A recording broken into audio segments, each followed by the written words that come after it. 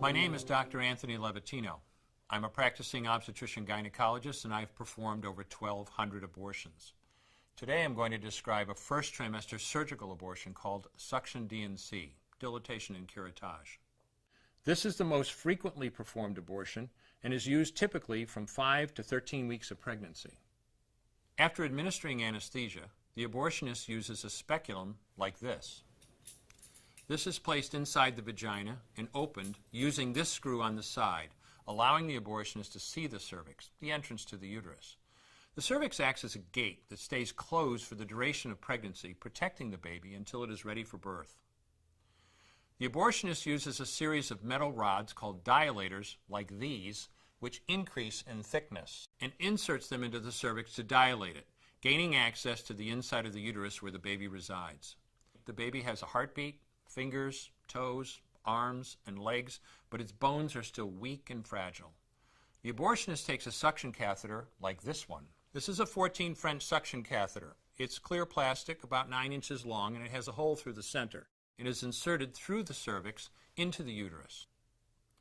The suction machine is then turned on with a force 10 to 20 times more powerful than your household vacuum cleaner. The baby is rapidly torn apart by the force of the suction and squeezed through this tubing down into the suction machine, followed by the placenta. Though the uterus is mostly emptied at this point, one of the risks of a suction D&C is incomplete abortion, essentially pieces of the baby or placenta left behind. This can lead to infection or bleeding. In an attempt to prevent this, the abortionist uses a curette to scrape a lining of the uterus. A curette is basically a long-handled curved blade. Once the uterus is empty, the speculum is removed and the abortion is complete. The risks of suction D&C include perforation or laceration of the uterus or cervix, potentially damaging intestine, bladder, and nearby blood vessels, hemorrhage, infection, and in rare instances, even death.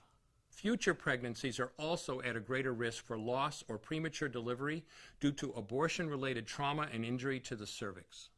As I mentioned at the beginning, I'm Dr. Anthony Levatino, and in the early part of my career as an OBGYN, I performed over 1,200 abortions. One day, after completing one of those abortions, I looked at the remains of a preborn child whose life I had ended, and all I could see was someone's son or daughter. I came to realize that killing a baby at any stage of pregnancy for any reason is wrong. I want you to know today, no matter where you're at or what you've done, you can change.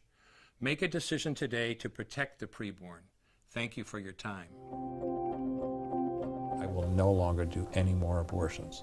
When you finally figure out that killing a baby that big for money is wrong, that it doesn't take you too long to figure out it doesn't matter if the baby is this big or this big or this big or maybe even this big, it's all the same. And I haven't done any since then and I never will.